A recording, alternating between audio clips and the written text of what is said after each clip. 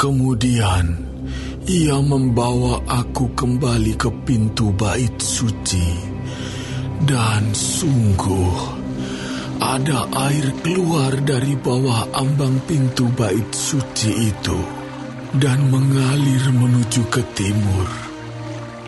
Sebab bait suci juga menghadap ke timur, dan air itu mengalir dari bawah bagian samping kanan dari bait suci itu, sebelah selatan mezbah.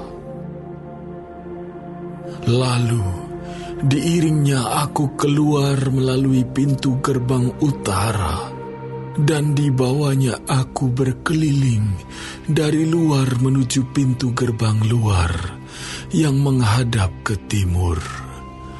Sungguh, air itu membual dari sebelah selatan.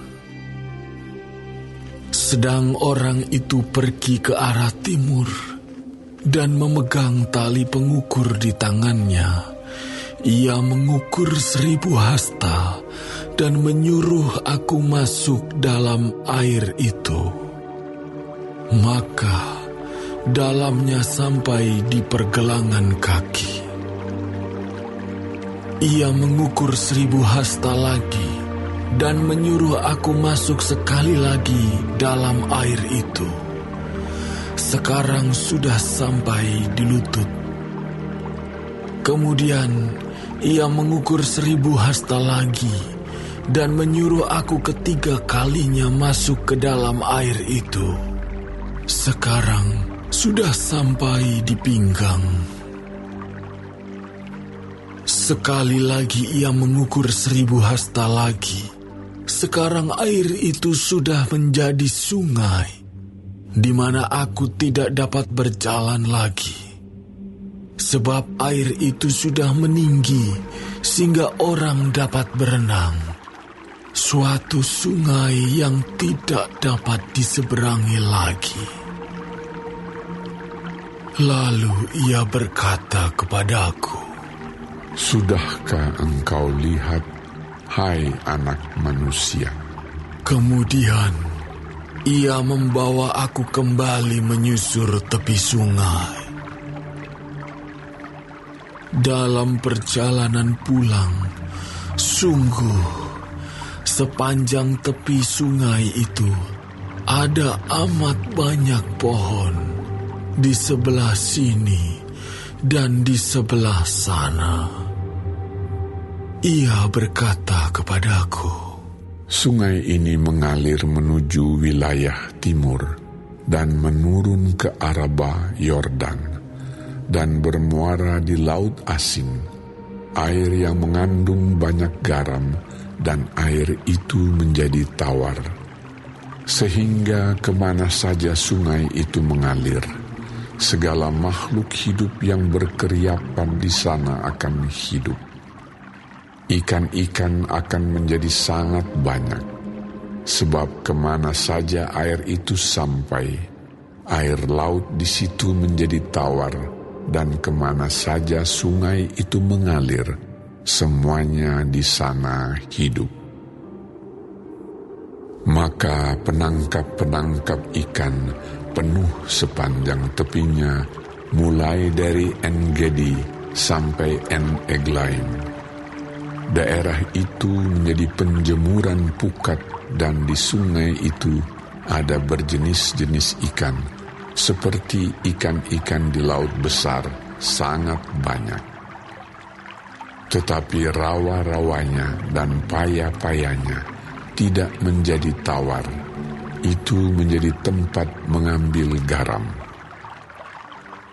Pada kedua tepi sungai itu tumbuh bermacam-macam pohon buah-buahan, yang daunnya tidak layu dan buahnya tidak habis-habis.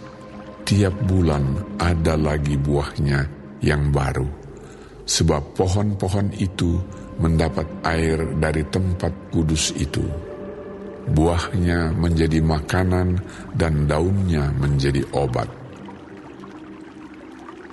Beginilah firman Tuhan Allah. Inilah batas-batas tanah yang kamu harus bagi-bagi menjadi milik pusakamu di antara ke-12 suku Israel. Yusuf mendapat 2 bagian. Tanah itu harus kamu bagi rata, yaitu tanah yang dengan sumpah kujanjikan memberikannya kepada nenek moyangmu, dan dengan demikian tanah ini menjadi milik pusakamu. Inilah perbatasan tanah itu. Di sebelah utara dari Laut Besar terus ke Hetlon sampai jalan masuk ke Hamat dan terus ke Zedad, Berota, Sibraim yang terletak di antara daerah kota Damsyik dan daerah kota Hamat, terus ke Hazar Enon yang di daerah kota Hauran. Demikianlah perbatasannya itu, mulai dari laut sampai di Hazar Enon, sehingga daerah kota Damsyik dan juga daerah kota Hamat terletak di sebelah utaranya. Itulah sebelah utara. Di sebelah timur, mulai dari Hazar Enon yang terletak di antara Hauran dan Damsyik, Sungai Yordan menjadi perbatasan di antara Gilead dan tanah Israel, terus ke laut timur sampai ke Tamar. Itulah sebelah timur.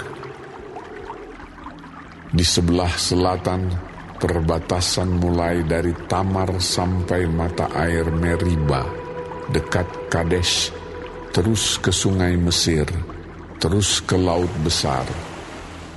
Itulah di sebelah selatan perbatasan dengan tanah Negeb.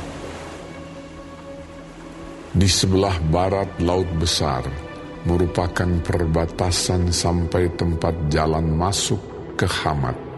Itulah sebelah barat. Tanah inilah kamu harus bagi-bagi di antara kamu menurut suku-suku Israel.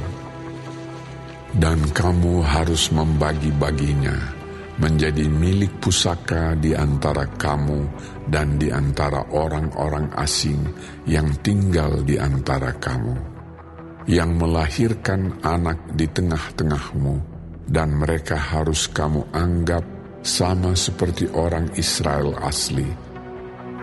Bersama-sama kamu, mereka harus mendapat bagian milik pusaka di tengah-tengah suku-suku Israel. Jadi kalau di tengah-tengah sesuatu suku ada tinggal orang asing, disitulah kamu berikan milik pusakanya. Demikianlah